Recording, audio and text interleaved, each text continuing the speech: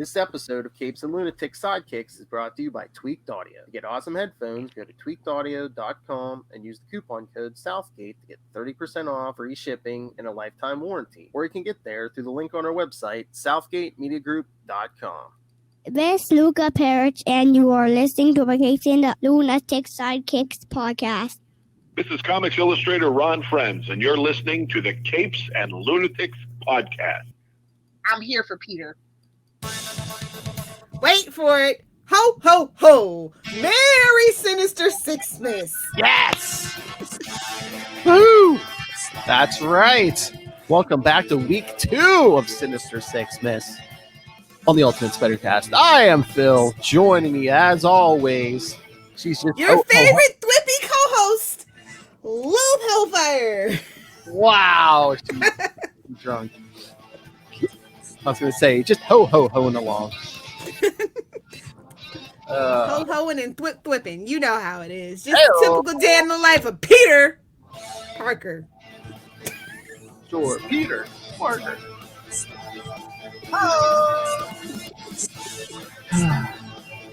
Flip him away downtown. Anyway, yes. So, yes, Fritz. Week 2 of Sinister Six, Miss. On the second week of Sinister Six, Miss, your co-host Marvel gave to us. Your co-host came 30 years later. The return of the Sinister Six. From this was new and improved villain. Remember when they did bi-monthly? Lilith, remember when they put Spider-Man out twice a month? Did they ever stop after that? In the summer, instead of every single month. So this is Return of the Sinister Six. Again, this is like the Return of the Mac. Oh wait, this isn't Legends. as we'll find out. Remember we did that annual one from 1964. Those 6 never reassemble. Well, again, one of them's dead, but they don't reassemble again until this one in 1990, early July 1990. It was such a horribly executed plan that no one attempted it for 30 years. What are you trying to say? It sounds like a horribly executed plan, Jan. Exactly. Just like in the continuity of the actual comic, they're like, we probably shouldn't try that again. At least not with all of them. You got to get a replacement. Who can replace that fancy man in the loincloth? Find out. Let's get into it. That's right. All right. So since there's 6 issues, get it? Bravo. Continuity. Bravo. That's right. All right. So starts with Amazing Spider-Man 334. Oh man. Got David Michelinie, writer. Eric J. Larson, penciler. J. All right, so starts off with Secrets, Puzzles, and Little Fears. What is this, to hunt a killer? Hey, who we love. Hearing rumors about a new superconductor being stored in a warehouse, Electro plans to steal the device. Using his electrical powers, he shorts out the security system and goes inside. Unknown to the villain at the time, Spider-Man has been staking out the warehouse for the past week, hoping that something like this would happen so that he can take photos for the Daily Bugle and retain his title as King of the Selfies. Inside, Electro deals with the security guard and gets a boost from the electrical system in order to have the power to break into the vault. However, before he can accomplish this goal, Electro is confronted by Spider-Man. The wall crawler dodges his blast, making Electro run low on power. Starting the panic, the villain tries to boost his electrical power. Suddenly, metallic arms come crashing through the wall, and Spider-Man realizes, to his horror, that Dr. Octopus has arrived. So, in other words, the Doctor is in. Oh! While the Doctor uses his mechanical arms to keep Spider-Man at bay, Dr. Octopus tells Electro that he planted the story about the superconductor in order to draw Electro out to make him a proposition. With police approaching... Wait, was it a particle accelerator? This isn't Arrow season 2. With the police approaching, Electro asks Doc if he has a place for them to hide out. Dr. Octopus smashes the ceiling, revealing a hovercraft above the building. While Spider-Man is busy saving the security guard from falling debris, Dr. Octopus and Electro manage to escape. In the aftermath of the battle, Spider-Man wonders what he's gotten himself into this time. The next day, Peter Parker is at Empire State University assisting Professor Evan Swan. They're working on a project that could use the Earth's light lines as a power source. Remember that, kids. In order to map those light lines, they have been allowed by Concord Inc. and Stark Industries is allowing them to use their launching pad to send their satellite into space. Remember that. The satellite would then release a dye in Earth's atmosphere, remember that will allow them to map out the light lines. Peter is concerned about how safe this experiment is, but he is assured by Swan's assistant, Anne Marie Baker, assures Peter that it is safe. The discussion is interrupted by a commotion outside the lab as people rush outside to catch a glimpse of Iron Man as he delivers an integrated reciprocator for Swan's project. After dropping the MacGuffin off, Iron Man heads off as he has Avengers business to conduct. Unimpressed with Iron Man showing off, Peter decides to show off for his peers. Slipping away, the petty king of the selfies changes into Spider-Man and shows that he has the strength to lift up the device, but the gathered students are all still excited about Iron Man's appearance. Spider-Man figures that he is so frequently seen on campus, the students don't pay him much attention. Meanwhile, at the Midtown Television Studio, where Secret Hospital was filmed, Mary Jane flubs one of her lines. It was bound to happen. This angers director Hal McGee. And did you notice how Hal McGee, doesn't he look like Guy Gardner? Oh no, first we had Bruce, now we have Guy. What's going on? Is this like an inside joke? His first name is Hal, but he looks like Guy. Everybody wants to be Hal. This angers director Hal McGee, who cuts the scene and begins ranting about working with rank amateurs and calls for a 5-minute break. Mary Jane is unimpressed. He needed a Snickers, apparently. You're not yourself. With his egotistical attitude, but her co-star, Bree Daniels, tells Mary Jane that Hal is under a lot of pressure as his wife drinks like a fish. As Hal tries to calm down, one of the stage lights falls on his head. As people are rushing to his aid, one of the lighting technicians notes that the cable in the light was deliberately cut. Later that day, Mary Jane is still upset about the incident when she and Peter arrive to visit Aunt May. Concerned, Peter asks if they should cancel, but Mary Jane doesn't want to sit at home and dwell on the accident. When Peter and Mary Jane are invited in by Aunt May, Nathan Lubinsky decides to go out and get some fresh air. Because of his heart condition, everyone is worried about his health. No, just Aunt May. And Peter agrees to keep an eye on Nathan before dinner. Peter discreetly follows Nathan to the bank. When Lubinsky leaves the bank, a satchel full of money. Uh-oh. What's up? A satchel full of money. He hit him right in the face with that sack. He is noticed by a gang of thugs who start to follow him. Sensing trouble, Peter slips away and changes into Spider-Man to follow him. Sure enough, in a nearby park, Nathan is confronted by the thugs who try to take his money. Oh, Lord. So you know what they said, right?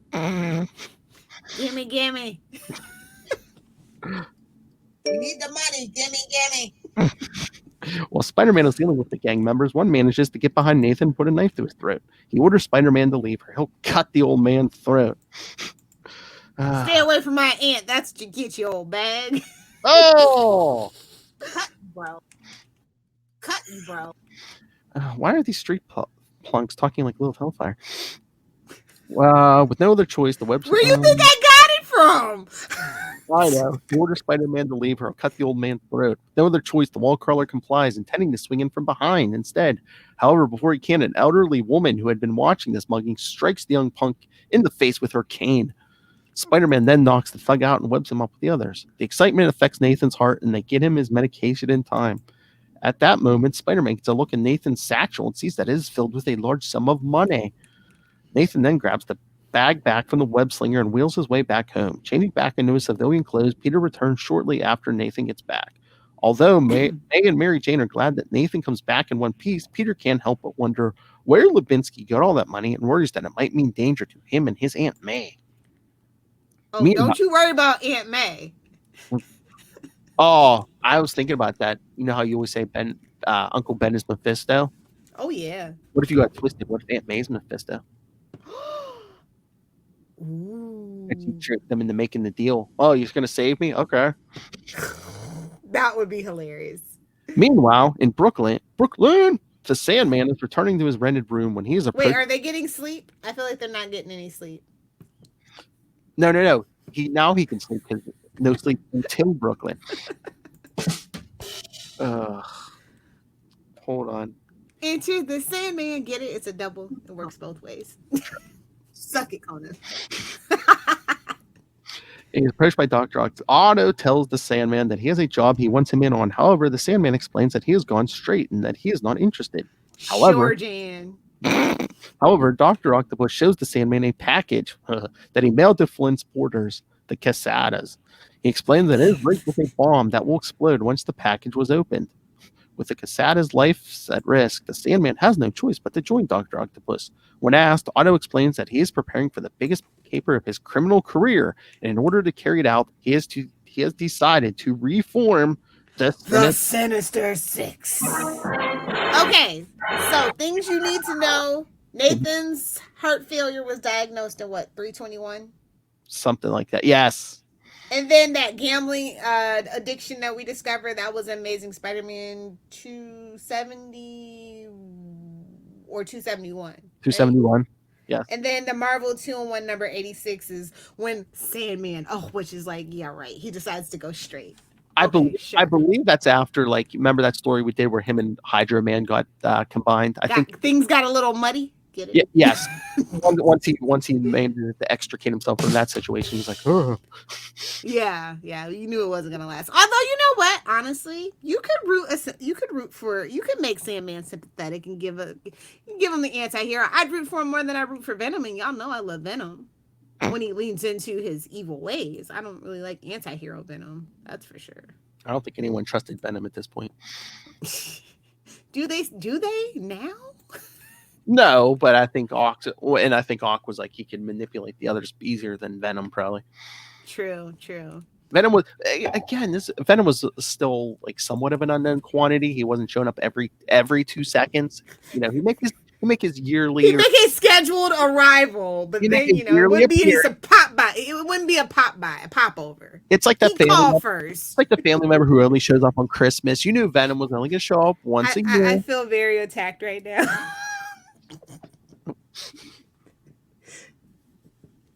Luca, Andy, Lilith can't come this year. But I mean, were they killing time with this? I mean, we got Ock and Electro in the beginning. We got Ock and Sandman in the end, but it was mostly just like, the Mary Jane drama and then the Nathan stuff.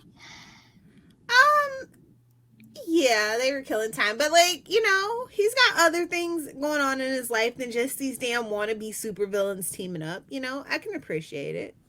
Oh yeah, I like the secret hospital subplot. Not gonna lie. Oh really? Yeah. Yeah. Give our girl something to do. Exactly. See, that's the one thing about that they still struggle with Spider-Man is really fleshing his side characters out. Well, again, it's like, stuff. But how much can you do with Aunt May? Like, I don't care that I didn't like the storyline where she was working at that center, but center, yeah. Yeah, but Mary Jane definitely needs something else to do. She can't just always constantly be in his shadow. But at least back in the day, they only, people would pop up, even if it was just a page or two, like pretty much every issue. And these days, stuff moves so slow. It's like, when's the last time we saw Jonah? Exactly. I know. I'm like, hello. That in and of itself should be its own, honestly. And y'all know how I feel about spinoffs and all that stuff. But that should be its own book, like a once every 2 month kind of book. Well, I think this year really hurt it too because they ended all the other books beside all the other side books, and it's like full. What is that? It's called a backup story. Can we remember what those are? Modern comics. Thank you. And then we were supposed to get nonstop Spider-Man, but now I guess it's not coming till January. And I'm okay with that. I don't know if I like that name, nonstop Spider-Man. Just because Mary Jane muttered it once doesn't mean we have to name a book after it. Is this the sequel to Life with Spider-Man? Hey-oh. But yeah, this issue is definitely a lot of setup. But like I said, there had some interesting side plots and stuff. So I was interested for that because last time that we dealt with the Sinister Six, it was kind of like all Sinister Six all the time, and it kind of got old because their dynamic are just Ren, you idiot, every two minutes, every 2 pages. Well, at least it wasn't cash grab. I mean, at least this isn't cash grabbing. Every other page wasn't. Hey, that first one here. There's Thor. There's this guy. Everybody's got a monthly magazine. Hey, Iron Man showed up in this issue, and I didn't see one editor's note about hey, go check out Iron Man in his monthly book. At least miracles. At least they were a little more subtle about it. It was the first one. What did you want? What did you expect? Them not to try to do a cash grab? True. It was Stan too. Exactly. The artwork was good. And I think my favorite one is where he's snapping the picture of where, monitor system's gone blank, where he's upside down taking the picture. Yeah. And he's like, I'm getting more than I expected. I was like, what's the guy in the bathroom? At first glance, you can kind of think that. I'm just saying. Yeah, no, I think that lots of good panel construction and stuff, but I love Otto in his white suit. They kind of gave him a better shoulder to waist ratio. They kind of snatched that waist in a little bit. He's been working out. Hey, man, a nice suit can hide a lot of flaws. Just ask the president. Well, if his suit's ever fit and if his tie wasn't down to his dicky. Oh. Hey, you got to worry about that hair. It might distract from it, yeah. Hey, you have to worry about that hair. It might decide to get up one day and go home to its mother. Trump's too easy. I'm ready for the new president already. I got my Biden jokes locked and loaded. I am ready. I like that. I like that with Spider-Man swinging off. Yeah. Although the colors are so great in this one, by the way. Yeah. Very vibrant. I'm trying to remember. Is this the very first appearance of Otto in the suit? I don't think it is it? It might be. Might be why his waist is so snatched. He's been working out. Been dieting. I think I like this. I like this take on Otto for sure. I don't know why they ever went away from that. Well, because now you might get him in the green jumpsuit again. It's like, why? Stick with the suits. Well, I think it depends on which Otto they're going for. Manipulative, maniacal, put him in a suit, reminiscent of a businessman. If they want to take him back to his science roots, put him in the everyday, green jumpsuit, working in a lab kind of vibe. Yeah, but it's again, it's I don't know. It's just if you can wear anything, it's why wouldn't you wear the suit? Sometimes he just wants to, be humble. It's okay to be humble. Wait, Otto humble? Every now and then you get glimpses when he doesn't have his memory. I was gonna say, I think Charlie when he's got a case of the Osborns. I think Charlie idolizes him because he's humble. No, burn. I don't know who, but yes. Burn. All right, so we get the issue 2.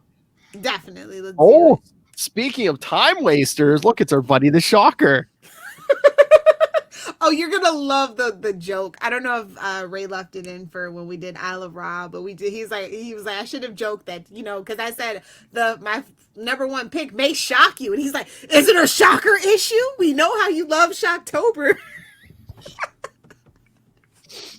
No, I do know. I messaged him at one point. I'm like, oh, make sure you get in our new hashtag. Yes, I know. He told me, and I did. Modern comics could never. I gotta put up another post. I only did one of those. Yeah, I gotta. Oh, maybe this is something in the Sinister Six. All right. No, all right. This is modern comics, definitely. Yes. All right. So part 2, an amazing 335. The title, Shocks. But not only we get the Shocker, but we see who Otto is going to replace Kraven with. All right. Bum, bum, bum. It opens up with the Hobgoblin Sanctuary is infiltrated by Dr. Octopus, who's come to offer the demonically possessed mercenary a position in the new Sinister Six. Wait, I need a long sigh. Of course it didn't work out with Carrion, you freaking idiot.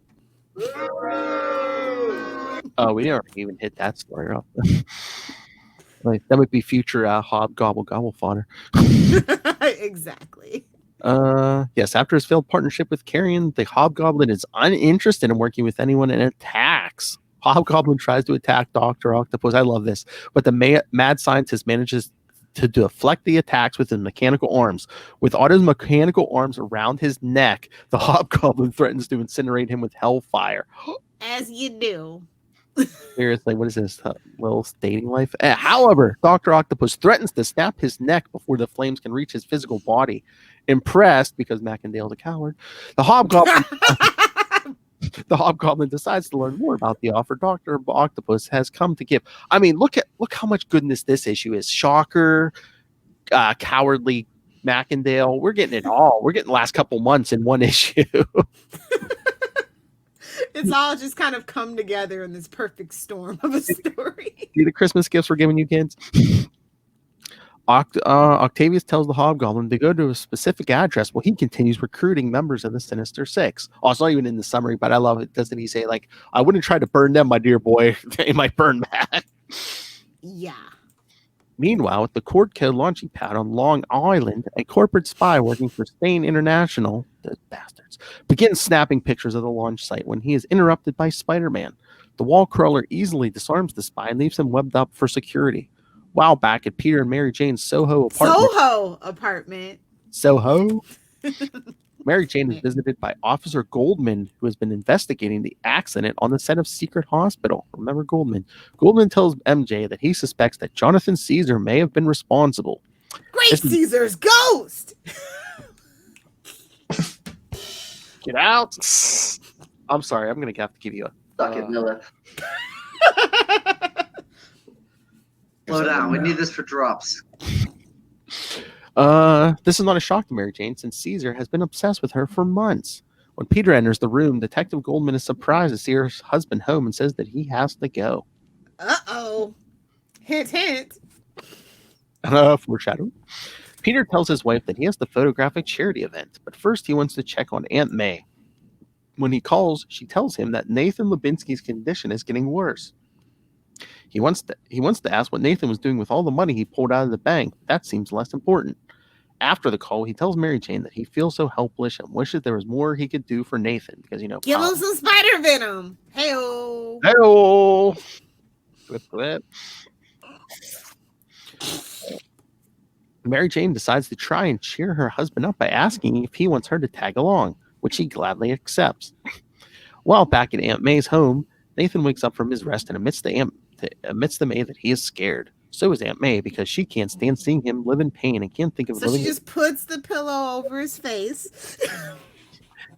Would you like me to get my husband up here? I'll show you. Would you like to make a deal? She was Howie Mandel. Nathan assures her that she'll get by just fine, saying that he is assured that. On their way out of their apartment, Peter and Mary Jane run into Flash Thompson and Felicia Hardy. Yeah, that's right. Want a party? You boys want a party? I like to party. Oh, get it right. Hey, boys, you look at the party? I love the party. I am God. They run into Yes, who ask if the couple want to hang out. Peter tells Flash about his assignment and agrees to hang out sometime soon. Alone again, Peter admits to Mary Jane that he feels bad for avoiding Flash since he started dating Felicia. However, he's concerned of Felicia's twisted scheme to break Flash's heart. Mary Jane. Felicia.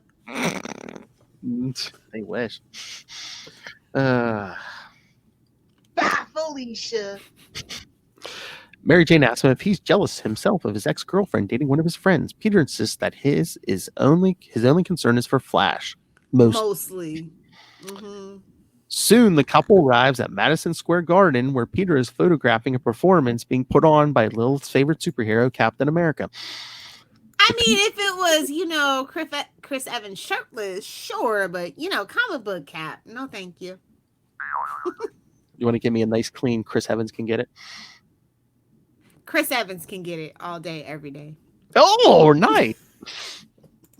Between the crowd cheering for Captain America and recognizing Mary Jane for her role in Secret Hospital gets Peter feeling left out again. However, he comes up with an idea and asks Mary Jane if she wants to meet Captain America. Using his press credentials, Peter takes his wife backstage. But when they arrive, Captain America has already left in a Quinjet. Suddenly, the room begins to shake and there is a large crash. With his spider sense blaring, Peter tells his wife that he has to go into action as Spider-Man. In the box Are office, you serious? who do you think's trying to crack that safe, kids? The Shocker is trying to make off with the money gathered for charity. Oh, ripping off charity. Oh my God! Just Oh. how bad can it get? You're gonna be your retirement home is next to Uncle Ben. I'm telling you. Spider-Man interrupts him, and the pair come to blows. Their fight sends them smashing through the wall and into the middle of a rock concert. As the battle rages in the middle of the arena, the concert goers cheer Spider-Man on, while Spider-Man It's is like his wrestling days. See? while Spider-Man is saving the people from a falling scaffold. The Shocker tries to flee through the concession. There, Spider-Man finally gets the leg up by tossing a vat of popcorn butter onto the floor. Oh, what a waste of butter! What a waste of butter! Thank you for the drop. Causing the Shocker to slip up enough to be webbed up. I love that. The butter runs under his feet and he tries to blast. Spider-Man just goes flying backwards. Only the Shocker, homie. This could only happen to him. I mean, it's not a banana peel, but it's the next best thing. Some marbles. Throw some marbles out there. Seriously. That evening on a lonely stretch of Pennsylvania Road, Phil was podcasting. Phil? Exactly. Mysterio tests out his latest illusion, an earthquake simulation that will allow him to rob an armored car. He's interrupted by Dr. Octopus, who was able to track Mysterio, got Mephisto on the brain, I wonder why, by his cash transfers. One more brand new day. Who was able to track Mysterio by his cash transfers from Atlantic City to Philadelphia. Offering him a position in his new Sinister Six, Mysterio isn't interested at first. However, when police cars begin coming their way, the pair hide out to avoid capture. With his current scheme compromised, Mysterio agrees to help. Thinking to himself, Dr. Octopus gloats over his current scheme will change the world forever. The next day at the Daily Bugle, Peter's headed into the office to deliver his photos of the charity show. There he overhears how police in Pennsylvania found Mysterio's holographic projector, recalling how both Electro and Dr. Octopus are also on the loose and worries that he may have more on his hands than he can handle. He's having flashbacks. He's like, not again. I went through this once when I was going through puberty. I gotta go through it again. With the student loan debt over my head. I don't know what I'm gonna have to worry about. Fighting 6 opponents at once, or Aunt May's gonna try to hump Ock's leg again. Such a polite man. Not handsy at all. Get out. All right, so what did you think of this one? Well, dogs didn't like it. I like the Shocker stuff. Everything else kind of superfluous, to be honest. Again, yeah, I don't know if they were killing time, but I don't know. What did you think of Hobgoblin taking Kraven's place? Desperate, obviously. But, he is iconic, for better or for worse, within the Rogues Gallery, so it makes sense. Seriously. Doesn't mean we have to like it, but it makes sense. Seriously, yeah, Kraven. Me personally, I would have dug up Kraven's old body and reanimated before I called Macendale, but that's just me. Or, no one had created him yet, but tracked down one of Kraven's kids even. Yeah, exactly. But Calypso, I figure somebody. You don't have a Kraven. Yeah, they need to put a woman in the Sinister Six. You know what I'm saying? Mm-hmm. Although he doesn't really have any good ones. And we didn't have a Green Goblin, so I guess Hobgoblin, yeah. Like I said, like I said, he's iconic, unfortunately. Again, I think we mentioned it last time. Who else were they going to go to? The Chameleon? Which I don't think he is a Spider-Man villain, so... he's not iconic. Not a good one. Yeah, there we go. Mary Jane beat him as J.M. DeMatteis. Exactly. With them, yeah. Dummy.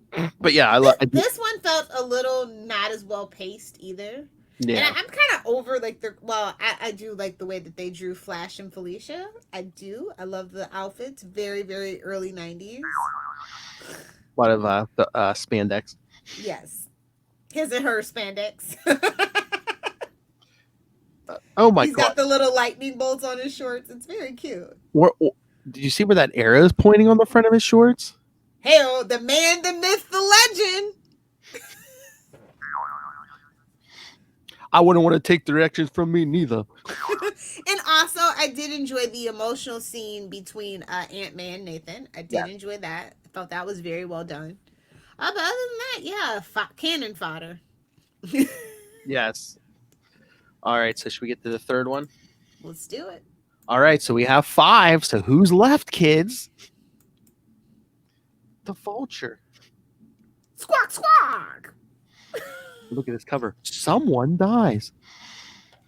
Literally says someone dies. It's no one you care about. Spoilers. Oh. And we also get Chance. The rapper? Sorry, I couldn't help it. So part 3, The Wagers of Sin. No, not little. Gambling's bad, kids. Okay. Okay. All right, so it begins with the Kingpin. Get out of here. Scram. The Kingpin and his men are watching a demonstration being put on by the Vulture. The costume villain demonstrates how lethal his flying ability is by flying with a mannequin at high speed and smashes it into the ground. Impressed, the Kingpin hires the Vulture to go to Atlantic City, because that's where all the old people And go. that's all it takes. I got some oceanfront property in Arizona. I can sell them. Who should I hire to for an assassination? How about that senior citizen? Exactly. He hires the Vulture to go to Atlantic City to eliminate Raymond Trask. The Kingpin. Oh, you're not getting rid of Trask that easily, homie. The Kingpin is confident that the Vulture will assure his victory. However, the Kingpin's minion, Mr. Grouper, who placed a bet on the outcome of this assassination and decides it may be time to get some insurance to assure that things go in his favor. Meanwhile, high above the 59th Street Bridge, watch out for falling blondes, Spider-Man is heading toward Queens. He is concerned about the large sum of money that Nathan Lubinsky recently pulled out of the bank. He's like, well, if he's dying anyway, that Soho apartment's pretty expensive. Nah, they're sponging off the Harry Osborn right now. We need the money, gimme. He wants to feel like a man. That redhead can't make you feel like a man. There's something wrong with you. Given his past history with gambling addiction and the fact that he's in ill health, the wall crawler is concerned that Nathan might have gambled away Aunt May's savings. Changing into You mean that $100 that won't even get her the toaster? That's a movie reference. I see what you did there. Changing into civilian clothing, Peter Parker hold on. I see what you did.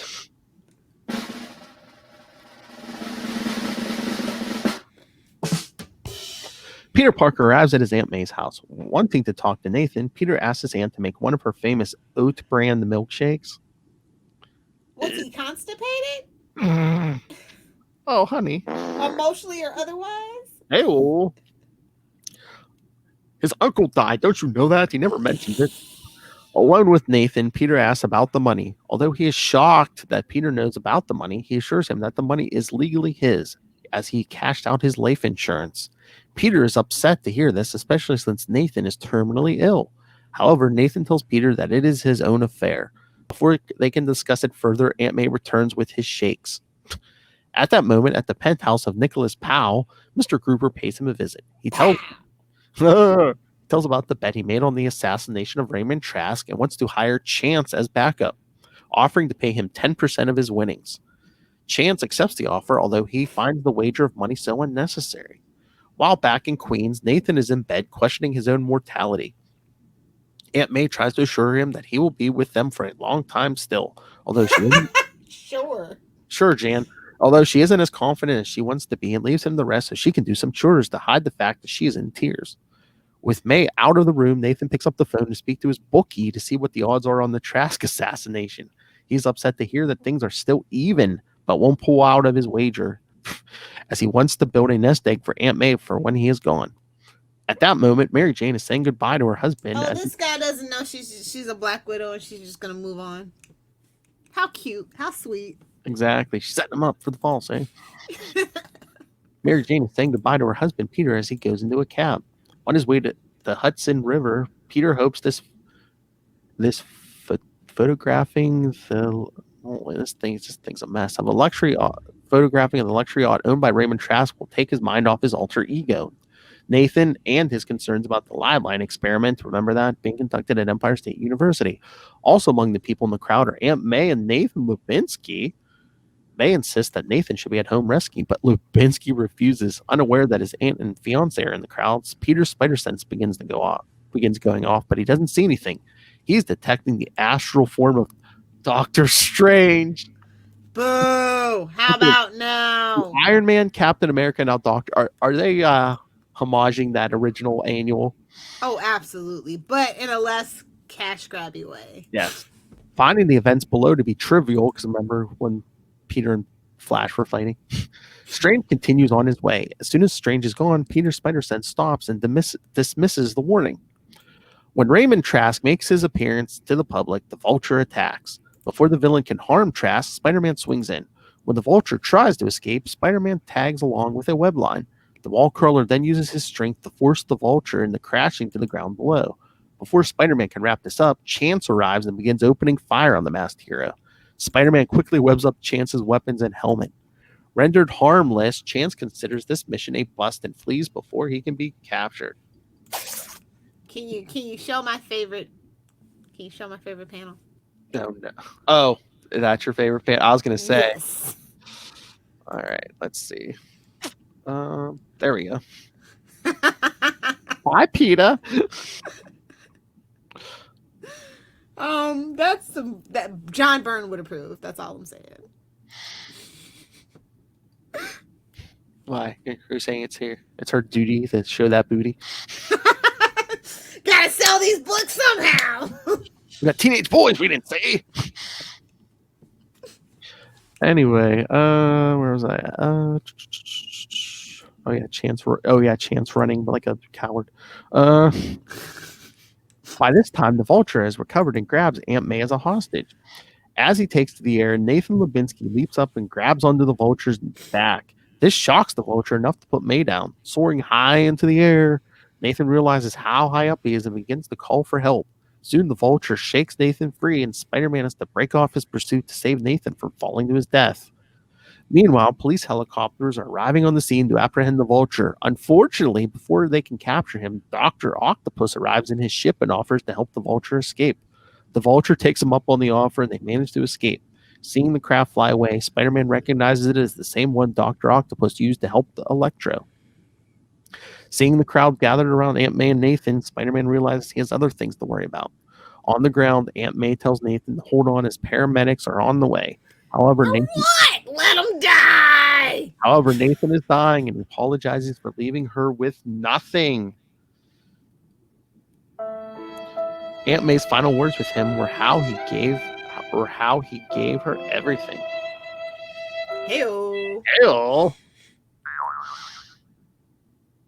Don't worry, he'll be with your other husband. He'll be with your husband, keeping him company. Don't you? They're gonna reminisce about the old May stories.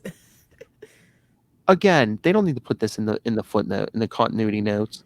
Mary Jane and Peter are referred to as husband and wife. However, how dare you? We know. Yeah. Oh, I forgot about this.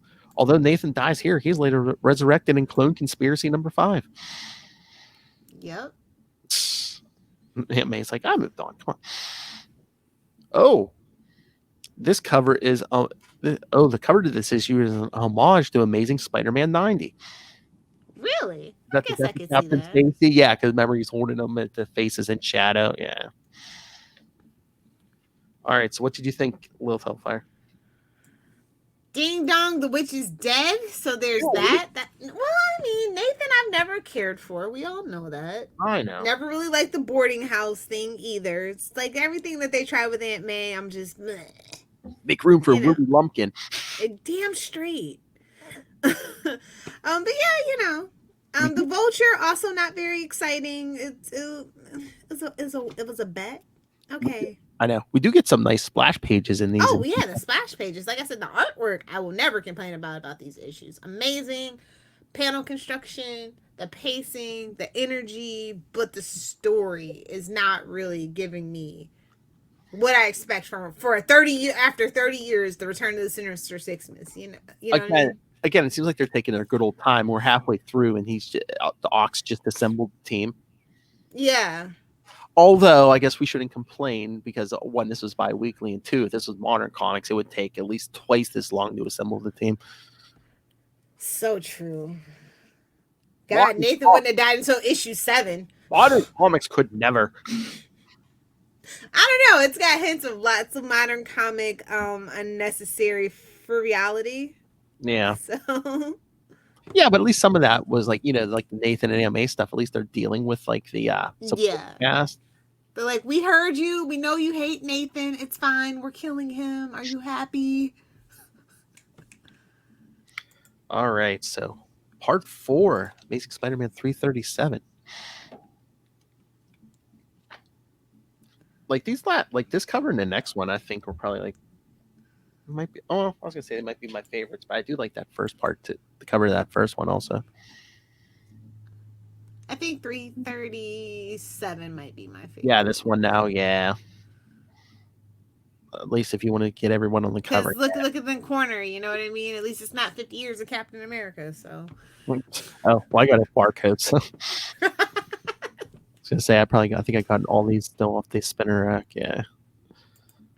All right, so part 4 in Amazing 337. Oh God, Rights and Wrongs. Rights as RITES. As in last right, sucker. He coming for you. No, it's a funeral. That's right. No wedding, but a funeral. Because following the death of Nathan Lubinsky, his friends and family are present at his burial. This includes Peter Parker, his Aunt May, and the former tenants of Aunt May's boarding house. Just had to get one final jab at Lilith. After the service, Peter and his wife Mary Jane offer to let Aunt May stay with them for a while. However, May declines the offer, saying that she needs can't make it up them stairs. Didn't they have an elevator though? They do. Just May excuses. I know, saying that she needs to get used to living alone again. As the couple leaves, Peter expresses his concern for his Aunt May. Mary Jane points out that losing a loved one is hard for anyone, and that they need to support her during this difficult time. Still, Peter's worried about how his other worries might impede his ability to be there for her. Primary of these are the Lion experiment at ESU and how Doc Ock is planning something. Oh, he's in school. That's right. College. Meanwhile, at a dockside warehouse in New Jersey, that's hive of scum and villainy, the newly reformed... I can't say New Jersey anymore without saying hive of scum and villainy. The newly reformed Sinister Six meets together for the first time. Dr. Octopus tells his allies that they are going to hold the entire world ransom. For $1 million. It's not a lot of money, Doc. He explains that Cordco Inc. is launching a satellite from their Long Island facility. Octavius intends to load the satellite with poison that could wipe out all life on Earth. Is it hydrogen gas? Okay, Charlie. Since he couldn't be here. Yes. They'll wipe out all life if the leaders of the world don't give in to his demands. Sandman doesn't want to be party to wholesale slaughter. However, Dr. Octopus insists that governments won't risk annihilation and then warns him what will happen. This is for before Trump. This is my last Trump joke. I'm sorry. It's the last one. When Mysterio asks how they are going to protect themselves from the poison, Otto tells Mysterio and Hobgoblin to steal a supply of Brundite from Empire State University that will make them immune to the poison. That was your fatal flaw. Had to send them to Empire State, didn't you, kid? No other college has it. Nope. He also sends Electro and the Vulture to get other supplies they will need for their operation. Oh, come on. You know ESU has a whole MacGuffin MacGuffin? Yeah. College of MacGuffin-y. While in Soho, Mary Jane tries to get Peter to make a decision on what to have for dinner, but he is distant. When she asks Peter what's wrong, he tells his wife to leave him alone. This comes as a shock to Mary Jane, who has never seen Peter so confused and never had a man refuse her advances. As the couple go into their apartment, they are unaware that Detective Goldman is watching and assumes that Peter is abusive towards his wife. Inside, Mary Jane is about to watching. Not an abuse of power or anything. It's Creeper. Inside, Mary Jane is about to lose her temper because she has her own problems, namely her stalker, Jonathan Caesar. Great Caesar's ghost! Inside their apartment, the couple apologizes to each other for their short tempers before Peter leaves for ESU for Professor Swan's Lie Lines project. At that moment at Empire State University, a scientist is about to examine the Brundite when he is interrupted. What the hell is it? What? What is it? That's Oh. made up, right? I don't Yeah, think that's I think it's like a okay. it's like a made up mineral. You know, it's like vibranium. Come on. Okay. When he's I mean, there's a country, Burundi, that's known for like peats and precious metals and stuff. So I don't know. I don't. I was think. just like, I don't know. Yeah, I think this is made up. Anyway, sorry. Might as well be called Bundyite. I don't know. Did it score 3 touchdowns? No, 4 touchdowns in a 4 single. touchdowns. Scientist about to examine it when he's interrupted by Mysterio and Hobgoblin. Before he can call security, Mysterio hypnotizes the scientist and orders him to turn over the rare element. However, before he can, a colleague comes into the room and grabs the Brundite and locks it in a titanium safe. However, the safe is no match for the demonic powers of Hobgoblin. As it Yawn. so happens, Peter Parker is walking past the building and hears the commotion inside. Changing into Spider-Man, the wall crawler comes crashing Do in. you know how big New York is? Do you know how ridiculously bad, how bad your luck has to be if you're a criminal and you run into Spider-Man? They came to his turf. Or not the Fantastic Four, not the millions of other superheroes. Like, wow. Just move to Kansas, bro. They have banks in Kansas. That's all I'm saying. Yeah, so here's the commotion, changes to Spider-Man and comes all splash paging in. Splash page. And stops Hobgoblin from harming some security guards. Spider-Man is surprised to see both Hobgoblin and Mysterio working together. Before he can stop, Flashbacks. I wouldn't want to fight all of us neither. Before he can stop them, Mysterio uses his illusions to make Spider-Man look like a bruiser threatening an elderly woman, allowing the two villains to escape. Once Mysterio's illusion wears off, the mob stops attacking Spider-Man. He then overhears someone talking about a radio report about an attack on Governor's Island. While in Greenwich Village, Flash Thompson and Felicia Hardy are walking through a neighborhood basketball court. Flash is telling her that he has never found the right girl until he met her. I feel the same way, Flash. You're perfect. This It was Felicia's turn to put on shorts, by the way. Hell, it's summer. Come on. This plays into Felicia's hands as she intends to break Flash's heart to get revenge against Peter Parker. They are interrupted by a gang who tries to mug them. Flash doesn't want any trouble and hands them Felicia's purse. Hardy thinks Flash is a coward until one of the muggers decides to try and rape Felicia. Yo. Oh, this pushes. How about some sugar? Like, whoa. And Calm down, 1990. Calm down. This pushes Flash too far, and he beats them all into submission. This comes as a surprise to Felicia, who had never had anyone stand up for her before. Yeah, because Spider-Man's never stood up for her before. Not in civilian life. That's why she is the way she is in her anti-hero life. He beat the crap out of Doc Ock for her. Women have short attention spans, Philip. It's fine. It's what have you done for me lately, okay? Any man brave enough. That's Lilith Hellfire if you want to give it a shot. On Governor's Island, the Vulture and Sandman are attacking a military facility to steal an amphibious tank. When Spider-Man arrives on the scene, he's looking forward to paying the Vulture back for his part in Nathan Lebinsky's death. Revenge. However, the Sandman commandeers the tank and uses it to catch the wall crawler in a net. How do you like it? By the time Spider-Man frees himself, the Vulture and Sandman have escaped. That's when Spider-Man hears another radio report about Electro attacking the Henley building. Spotting the hero Nova flying by, Spider-Man tries to flag him down, but Nova doesn't. Boo! Sorry. I know how Again, you feel. you're getting a star blast over on the quantum zone. It's like Nova shows up late and he's like, I think he talking to Phoenix. He's like, oh, I'll say we didn't show up if you say we didn't show. Nova's lazy. While at that moment, Jonathan Caesar finishes building a scale model of an ideal tropical honeymoon spot for when he finally forces Mary Jane to marry him. Speaking of rapey, assume that if she resists him, he can always feed her to the sharks. Feels bad, man. Feels bad. All right, Dr. Cosby. At that moment, Spider-Man It's just Mr. Cosby. They revoked those honorary doctorates. I'll have you know. True. Or what's his face?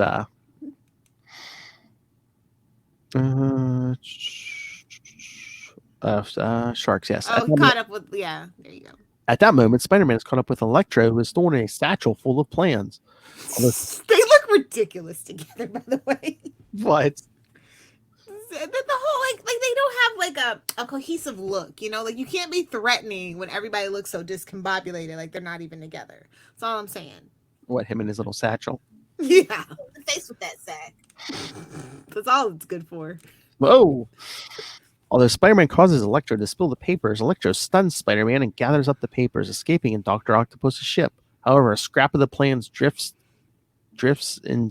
in the air. Spider-Man grabs the scrap and discovers that it is a security diagram for the Cordco facility, leaving the wall crawler to wonder what their plans have to do with the Liline project. Worst luck ever. Back at their hideout, the members of the Sinister Six wait for Dr. Octopus to begin preparing the formula that will make them immune to the poison. Dr. Octopus then explains to them the next step of their plan: infiltrate the Cordco facility and put their poison in the satellite. Unknown to his allies, Dr. Octopus intends to betray them. Exactly. Didn't he screw you guys last time? As soon Like, as come they- on. I don't think he really screwed them. It's just bad planning, but You know, no- there's no honor among thieves when it comes to the Sinister Six. Oh, yeah. It's not. this time he's definitely intentionally going to betray them as soon as they are no longer of use to him. Big shocker. Any good notes this time? Oh, it's the whole Jonathan Caesar thing. I like the Flash and Felicia thing. I thought that was really sweet. Mm-hmm. Like, I like when they give Flash stuff to do. Like, I don't like when they try to, like, I like that they turned him into into Pete's, like, kind of friend. Because he needed a guy friend. And I like that they decided to go that route with Flash. He was friends with Harry, but he needed a guy friend. Okay, fine. Someone that didn't have, the Osborne genes, amnesia, prone to living in Switzerland secretly for 20 years, those, just Osborne things, crazy. A soft, rich man. I get you. But yeah, I think this is the moment Felicia falls in love with Flash. And you want to root for them. Felicia and Flash, how could you not? Alliteration, man. You remind me of my last boyfriend. I love when he beat people for me. Now, how to get that Venom suit back on you? Oh. Another nice splash page. Hey, it's a couple of things I don't like about the issue, but the artwork is not one of them. Oh yeah, get a couple splash pages. I like the Spider-Man and Electro for sure. Yeah. Where he's just like look like he's about to like slam his junk in his face. Oh. Well, that's what it looks like. You hit him right in the face with that sack. Smash it. Oh, Just from above, you say? I was gonna say I have a new drop that I'm just waiting for the right moment to. All right. Whose is it? Is it mine or Oh, someone it's else? yours. Oh, it's yours. Oh God. So yes, part 5, right? Part 5, yeah. From Amazing 338, Death from Above. From their stolen amphibious tank, Dr. Octopus raises the camera to show them the space satellite they intend to launch into space. He tells the other members of the Sinister Six that they will be replacing a special dye being used in Liline studies with a poison that could decimate all life on Earth. Sandman once again mentions his unease about the idea. Oh, gee. Electro suggests they get rid of Sandman as he could be trouble. However, Dr. Octopus assures him that Sandman will help them regardless of his feelings. While on the surface, Spider-Man stakes out the launching site, knowing that Dr. Octopus and his allies are up to something. However, he has been waiting long enough and decides to go, since he will be back tomorrow as Peter Parker to assist Empire State University in their Liline experiment. Again, bad timing. Everyone's going to show up tomorrow. Leaving Long Island, Spider-Man decides to pay a visit to his Aunt May, who is still reeling from the recent death of her fiancé, Nathan Lubinsky. Arriving in Queens, Spider-Man changes into his civilian clothes and visits with his Aunt May. When he drops a cup of tea upon his arrival, she begins when it says when he, but I think it was her, wasn't it? She begins chastising herself. Peter tries to comfort his aunt but learns that she isn't sad about Nathan's passing, but angry at herself. Much to his surprise, Aunt May was wishing that Nathan would die. Just like you, Lilith. I told you, Aunt May's can't trust her, man. So he wouldn't suffer anymore, and that she feels guilty for Suffer. feeling that way. I sent him to your Uncle Ben. Peter assures her that she has nothing to feel guilty about, as ending Nathan's suffering was only natural since there was nothing else. It's okay that you just put the pillow right over his face. Uncle Ben caught him on his way down. Don't worry. There's nothing else they can do to save his life. Later, Peter returns to Soho, and as he walks back to his apartment, he narrowly avoids getting struck by a falling chunk of concrete from the roof of a nearby building.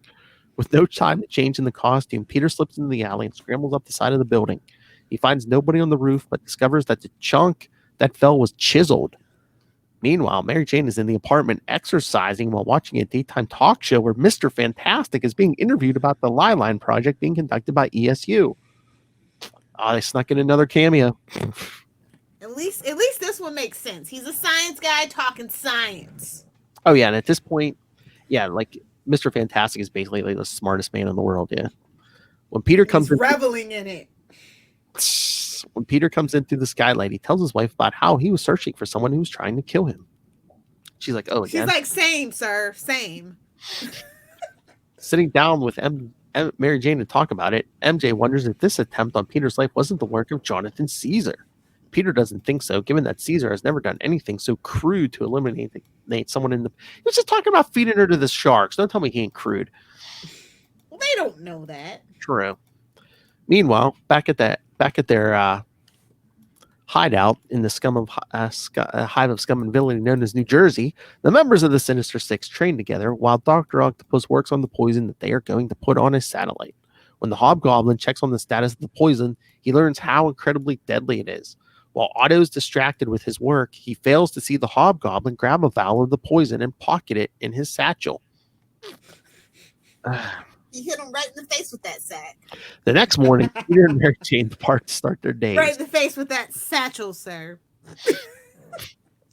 Well, you know it's in that satchel. Pumpkin bombs, right? A couple of bowls down the gob. Just get your glider and go, homie. Get your Hail. glider and go. The next morning, Peter and Mary Jane depart to start their days. Although Mary Jane tells Peter that she's going to a rehearsal for Secret Hospital, she actually goes to a gun shop where she purchases a 38 special. Small, compact. It's a good choice. Small. Now, did she get a carry? I want her to be responsible gun owner. Small, compact, and deadly. Sounds like someone I know. At that moment at Midtown Hospital, Jonathan Caesar pays a visit to Secret Hospital Director Hal McGee. He threatens to inject Hal's IV with a toxic chemical if he doesn't sign a note asking Mary Jane to meet him at a set that is not currently in use. Afraid for his life, McGee complies, but Caesar injects him with the poison anyway in order to cover his tracks. Because he's evil. While at the Cordco facility on Long Island, Peter Parker waits for the satellite to be launched. However, his excitement turns to concern as his spider sense begins going off. Suddenly, the Vulture and Hobgoblin storm the launch site, while the other members of the Sinister Six smash through the front gate in their amphibious tank. Smash Teenage Mutant. No, I'm kidding. Smash it. Emerging from the tank, the Sinister Six quickly incapacitates the guards and makes their way to the rocket. By this time, Peter has changed into Spider-Man and is shocked to discover that Dr. Octopus finally managed to bring together the Sinister Six again. Spider-Man leaps into battle, fighting Electro. Meanwhile, the guards... It's been 5 weeks, bro. Seriously. Should have seen it coming, dude. Spider-Man leaps into battle. Meanwhile, the guards at the base of the rocket are frightened off by one of Mysterio's illusions. With the canister of poison, Dr. Octopus heads to the rocket, ordering the Sandman to guard the launch pad. Meanwhile, Spider-Man is being swarmed by Electro, the Vulture, and Hobgoblin. The wall crawler manages to incapacitate them all and swing up to the rocket. He overhears Dr. Octopus gloating about loading canisters of poison into the rocket. However, when he tries to stop Otto, when his webbing begins to melt, thanks to Mysterio, the web slinger falls onto the Sandman. However, when Dr. Octopus goes down to try and kill the hero, Sandman refuses to allow him to do so. However, Dr. Octopus is prepared for Sandman's eventual portrayal. Pulling a specially made gun out of his sports coat, Otto blasts Sandman with it, turning him into glass. Mr. Glass. He then orders the Sinister Six to shatter the Sandman's body. While Spider-Man is occupied with defending the Sandman, Dr. Octopus goes into the control room and demands they launch the rocket. When the technician refuses, Otto kills one of them to ensure the others follow his orders. Suddenly, Spider-Man's spider sense begins to go off and warns his enemies that the rocket is about to launch. Getting back to a safe distance, Spider-Man is distracted because he is carrying the Sandman's inert body. This leaves him vulnerable to Hobgoblin, who sprays his vial of poison gas in the wall crawler's face, leaving him for dead. All right, let me see. What's the issue? I'm pretty sure it's a Hulk issue. That gun. Oh, yes. Dr. Octopus states that he was inspired by one of Sandman's battles with the Hulk. He is referring to the events of Incredible Hulk 114. Editor's note. That's right. Although they didn't give you one in the issue. I'm surprised. So, Lilith, what do you think? Now, this is what I'm talking about. Action, action, action. I want to get physical. Oh, that's some great artwork. I'm just saying. Mary Jane working on the floor. Yeah. Yeah. I like this issue a lot. We're finally getting to the meat and potatoes. So, Heyo. I enjoyed it. This one was definitely I think the most fast paced. Oh, yeah. Finally get the Sinister Six together. That Mary Jane subplot moving along. Yeah. Maybe we just needed to kill Nathan to get things going. Maybe. They wanted to give the man his respect, and that's fine. Another nice little splash page, Mysterio. I'm telling you, just filled with like epic poster moments. Mm-hmm. The Sandman. No. Yeah, that was not quite as dynamic, but like he turned him to Mr. Glass. I was a little sad for a moment. Like I said, you can be sympathetic for Sandman. He always wants to do good. He just doesn't know how. break him. But yeah, Charlie Esser, how do you defend your hero Otto for killing an innocent person? Well, none of them are innocent. But... Well, no, not Sandman, but the technician who, he like launched the rocket. They're like, no, he snapped the guy's neck. He's like, okay, do it now. It's called collateral damage. And again, I know Spider-Man was all worried about shattering Sandman's body, but why? Yeah, he'll just if you turn him back to sand, then he'll just put himself back together. I never did. If that's how that even works, nobody knows. Well, when writers don't know, we don't know. When he's sand, he can put himself back together. So, I don't know. Can you revert Glass back to sand? I mean, with that gun, they can. But You're like, Otto's gonna give that gun. He sabotaged it and threw it in the ocean. I know. All right, you ready for the next one? The final. Let's do it. Oh, we didn't even say the one we just talked about was the penultimate issue. Take a drink, Future Lilith. Sorry, Lilith. Sorry, Future Lilith. I almost let you get by without a drink. All right. Phil cares nothing of my liver, and it's fine, because neither do I. The 339, the final chapter. I think Dr. Octopus wants Spider-Man to die. No, he wouldn't know what to do without him. Like a dog chasing a car. I wouldn't know what to do. So, yes, 339, part 6. The Killing Cure. The what? No, I'm kidding. While attempting to stop the Sinister Six from launching a satellite full of deadly poison, Spider-Man ends up getting gassed with the same poison, leaving him at the mercy of his foes. However, the poison... Why isn't he dead yet? I know. However, the poison doesn't seem to be killing Spider-Man as quickly as they had expected. That's when Dr. Octopus arrives and reveals the secret he has been keeping from his allies. He tells them that poisoning the entire world was a worthless prospect, and instead the rocket is loaded with a chemical that will cause cocaine addicts to convulse when they take the drug. Isn't that what they do anyway? The only cure is the stolen... If it's Bad Batch. Well, true. The only cure is the stolen Burundite. He explains that addicts will be willing to pay a fortune to continue their addictions, giving Octavius the funds he needs to take over the world on his own. Furious at being double-crossed, the Sinister Six attack Dr. Octopus, but he's able to deflect all of their attacks with his mechanical arms. When the authorities begin arriving on the scene, the Sinister Six flee. Before Dr. Octopus can get away, a recovered Spider-Man tries to stop him. However, Octavius tosses the weapon that will restore Sandman back to human form into the Long Island Sound and escapes. Told However, you. Spider-Man tags the weapon with a spider tracer and another on the fleeing Dr. Octopus. Unwilling to leave the Sandman trapped in a glass form, the wall crawler recovers the weapon and uses it to restore Sandman to normal. You wouldn't feel that way if you knew the truth, sir. You wouldn't do that. Would you really dive in if you knew it really was in Long Island Sound? With nothing left to do at the scene, Spider-Man returns to his apartment in Soho. There he finds his wife Mary Jane, who tells him about it says N-O-T, the note she received from her director, Hal McGee, asking her to meet with him. No sooner has Peter sat down, the phone rings. It's Professor Swan, who tells him that he needs to get to Empire State University. The couple takes a cab together. No sooner have they gone does Mary Jane receive a phone call from a colleague. Getting the voicemail, she explains that she was called to tell her that Hal McGee died in the hospital. While Peter learns that the chemical created by Dr. Octopus could destroy the Earth's ozone layer. We've already done that. was And gonna say, it what healed itself. So we just have to knock off the hairspray. That's all. I was going to say, what's in that satellite hairspray?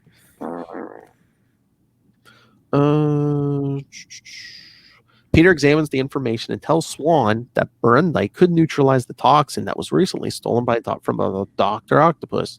Meanwhile, Mary Jane arrives at the television studio and soon discovers that it was a trap set for her by Jonathan Caesar.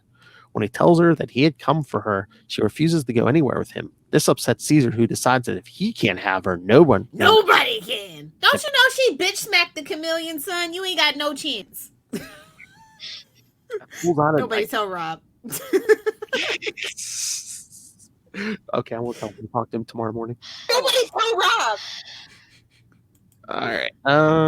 At that moment, Spider-Man has tracked down his spider tracer to Dr. Octopus's hideout in that hive of scum and villainy, New Jersey.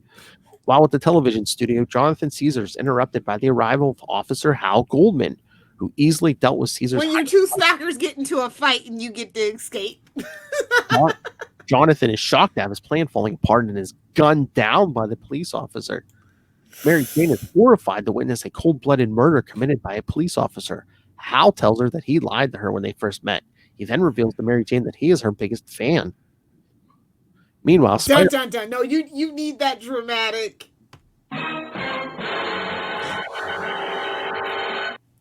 Okay, so that's not. It's a little bit of both, but you know. Okay. Meanwhile, Spider-Man confronts Dr. Octopus and warns him of the risk to the ozone layer. Dr. Octopus refuses to listen and attacks Spider-Man. The two struggle with one another until his Dr. Octopus' flailing arms strike a fuel tank, causing an explosion. As flames rush toward the Berendite, as Spider-Man races to save it from destruction. While at the television studio, Officer Goldman reveals that he is not really a police detective, but a simple file clerk. He explains that he is he's about as bad as those guys that pretend to be military guys for first-class flights. Ooh. He's a huge fan of Secret Hospital, and after reading the file on Jonathan Caesar, he decided she needed protection. He then revealed, the one that ran over that elderly woman. Yeah, I believe that was it was like an issue 2 before this arc. Yes. He dropped the spotlight on the director's head, and he also attempted to kill her husband because he thought mild-mannered Peter Parker was a woman abuser. Yep. Okay. Realizing she's dealing with another stalker, Mary Jane warns Goldman that she has a gun. Janie's got a gun. However, Goldman knows she is bluffing because there is a wait period to purchase a gun. She tells Hal that she doesn't want his protection. Disappointed by this, Goldman decides that he will have to kill. Oh, man. That one of Poor kid can't catch a break. Again. At that moment, Spider-Man has saved the Berendite from the flames. This convinces Dr. Octopus that Spider-Man was telling the truth and vows to get his ultimate revenge against Spider-Man for it says get his revenge at another time, but I'm assuming save it for another time. That's what she said. Hello. Okay, that's good. That deserves that. Suck it, Conan. There's your cookie. As Dr. Octopus flees, Spider-Man rushes to Empire State University with the Berendite. While at the television studio, Mary Jane tries to stall for time. She tells Hal that when he kills her, They will have to change the story arc for Secret Hospital and ask him if he'd like to hear what they were planning on doing. Hal falls for this, allowing Mary Jane to get close enough to spray him in the face with her hairspray. There goes the ozone layer. Oh, your husband. Anything to save a redhead, I'll allow it. Hell. While Goldman is blinded, she hits. Well, she needs hairspray. You see how big that hair is? These. Exactly. While Goldman is blinded, she hits him so hard she knocks gives him the chameleon. What for? her purse. What you having there? Some spare change? She didn't get to the bank yet. Jeez. While Goldman at Empire State University, Spider-Man assists staff in creating a device that will release Burundite in the Earth's atmosphere, neutralizing Dr. Octopus's deadly chemicals. In order to get it into space, Spider-Man is called in. We're calling Thor, baby. Get it? Last Now our references are complete. Last cameo. See, they did it in the first issue in the original. They saved it for the last in this one. Ooh. No Ant-Man and the Wasp this time? No X-Men? They're busy. Well, they weren't with Avengers and Doctor Strange. The people that actually need help selling books. Just saying. Sure, not true. Spider-Man is called in Thor to assist them. The Thunder God flies into orbit with the device and activates it, saving the Earth. Seeing that Spider-Man isn't cheering over their victory, Thor asks him why. What the hell? The Wallcrawler explains that he is too busy worrying about what would have happened. No, he says, "Oh, what if?" Get it? Gotta plug that. Yeah. Did they ever write that? What if? That would have been the funny thing. I think that's a Charlie Esser. That evening, Peter returns to his apartment to find Mary Jane waiting for him in the dark. When they both say they couldn't believe the day they had, the two can't help but laugh and hug each other. And that's why a marriage counts. We don't want them living in sin. I was gonna say, that's right, kids. When a man and a woman laugh together, hug each other. I won't say what kind of hug. All right, she was waiting in the dark. Just saying. All right, Lilith, what did you think of this final? This is the best one, but I don't know. This felt like an episode of Austin Powers. It was just bungling idiots. I did like the Mary Jane stuff the most, though, because she's a self-rescuing princess. Yeah. And I appreciate that they gave her that time to shine. I mean, the Ox stuff was good, but like the rest of the Sinister Six stuff was sad. Like, he doesn't need them. Stop it! It was like anticlimactic. Because he was just like, yeah, here's my plan. Oh, here, the cops are coming. You guys scram, get out of here. See you later, bunkies. Exactly. And Sandman, you're the worst of all. Your new name's Mr. Glass. See you later, bunkie. You know who I was waiting for? I was waiting for someone to call in the Navy. Seaman! Pull yourself up and slip into it. Oh, that was the shocker, dude. Yeah, I was going to say, somebody definitely did do that. But yeah, it's the best issue out of the bunch, though, for me. The Mary Jane stuff was good. I'll get our Doc Ock splash page. Shiny, sparkly, quantum tentacles? I don't think those are tentacles. Oh, but they are. Why are you stalking me? Look at the outfit I wear to work. Why would you stalk me? But yeah, the hairspray is justified. Look at that hair. If you can't get a hold of bear spray, you can always have hairspray. Oh my God. If you put that straight up, she would be Marge Simpson. I don't think she has bunny ears she's trying to cover, though. Only real 90s kids know that reference. But seriously, you're a woman. You could tell. I mean, she literally takes them out with that purse. What's in that purse? A brick. It would seem like it. Well, no, honestly, I think that was like a thing back in the day that that's why the purses were so big. They would put a brick in it in the urban cities. That's true. You never knew when Venom was going to show. Because he does know who Peter is. Who is it? But yeah, I'm like, my timing's all thrown off. We don't have any feedback from Ray. That's okay. He'll send it later if he can. And you can do the same, guys. That's right, kids. Because yes, he already sent his entries in for the Thwippy Awards, kids. It's not too late, guys. That's right. End of the month. Well, yes, we're recording early, but we can still into 2021. It's fine, guys. Yeah, send them in. Yeah. And the PlayStation 5 does not count for this year.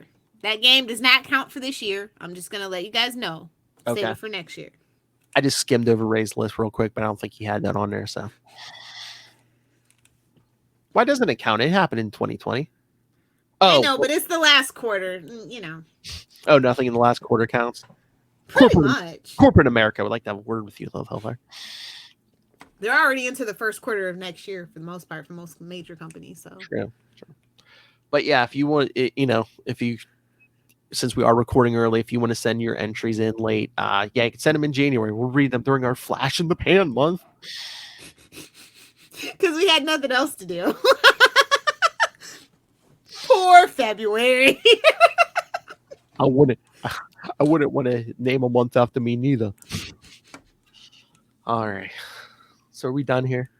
Yes. Let's tell them how they can get all that feedback, that beautiful, beautiful feedback into us. Oh yeah. In case they're not watching on YouTube or Facebook Live, they can see it scrolling underneath. That's right. You should subscribe to the YouTube where you can see our voicemail number. Help us get to 1,000 so we can get monetary gains, guys. Or as the wise lady once said, "We need the money, gimme." Yes, give us our lovely 5 cents per view. No, it's not even that. Probably it's like 0.005 or 0.003% of a penny or something like that. Gimme. Well, then just give us $4 billion to buy DC Comics. Gimme. Oh God, can a real life Bruce Wayne please give us some money? All right, I'll take it. Please. I mean, what do you guys want for this $4 billion? I mean, do you want to sleep with Charlie Esser? I can make it happen. Charlie Esser has to do a news segment in his Gwenpool costume on Patreon every week. Oh my God! Why do I see some messed up photo shoot of him dressed as or him doing the full Patsy Walker theme song?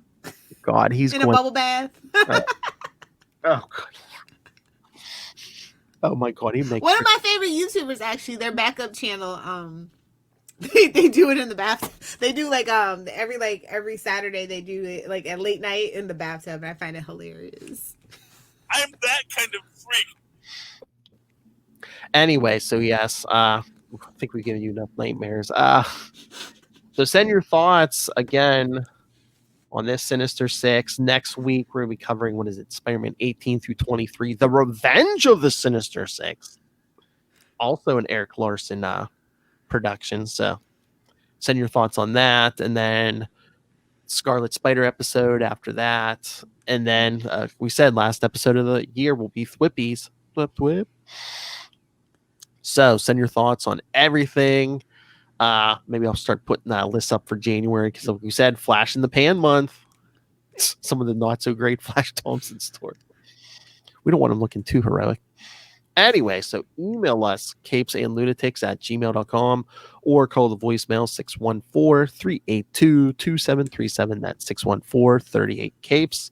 And remember to follow Ultimate Spider-Cast on Facebook, Twitter, Instagram. You can follow our Facebook group, Web of Spider-Man. We just cracked 500 members today.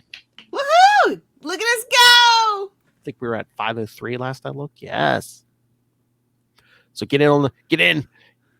Get on the thwipping action. That's right. You're thwipping right, Lilith Hellfire. Oh, that's our new. Yeah, that's our new thing. See, Rob, if we can't swear, we'll just use thwipping. We need a word for every show.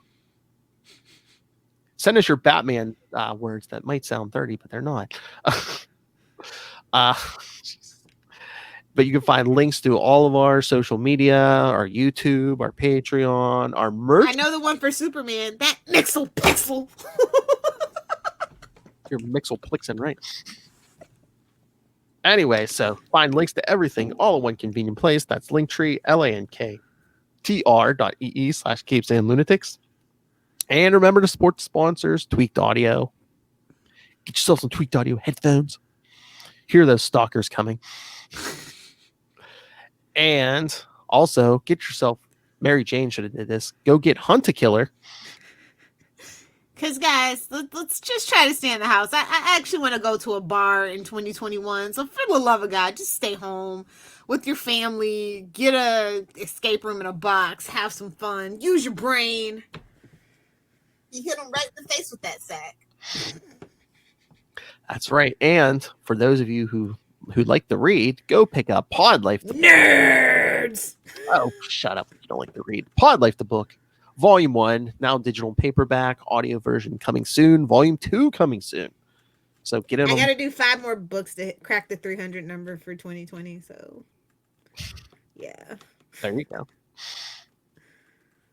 Anyway, so get all that and more. Hey, Black Friday is coming. Holidays are coming. We're in the middle of Sinister Six, so. Oh, yes, that's right. Hey. Christmas shopping. It's not too late to get your Christmas shopping done. And we have a nice gift guide as well. We're not recording this ahead. No. That's right. Christmas is just days away. So you really need to get on Amazon. And when you do, use the code for Southgate Media Group right down there in the show notes. Please, please, please help us support this show, this thwipping show, this thwipping network. And that thwipping guy. that Master Thwipper, Rob Master Doom Southgate. Make it rain, so says Master Doom. What did you say? We said thwipping. We only said thwipping. We're only talking about Spider-Man. Thwipping is a medical term, isn't it? All right. Lilith Hellfire, where can people find you? If you nerds want to find me on the thwipping interwebs, you can find me on Twitter at Lilith Hellfire, on Instagram at Lilith Hellfire 86 for boring life stuff. So if you like doggy pictures and smoothies, that's the place to go. For the memes at Lilith Hellfire 69, and of course, become a part of my TikTok gang with Phil and Marnell at Lilith Hellfire 69. Never know when I might post. I'm 12 when you need me to be 12. Which will never show her face. Not in the face. Oh my Lord, I can't wait for this episode to go up. So I'll get it. I'm just waiting for the message from Ray. I love this thwipping episode. Yes. All right. Flipping modern comic books could never. Oh, nice. All right, everyone. Thank you for joining us. Come back next time. Revenge of the Sinister Six as your Sinister Sixmas continues. But until next time, thwip and swing on back. Thwip, thwip, thwip. So you know, under the new rules, you're just like swearing up a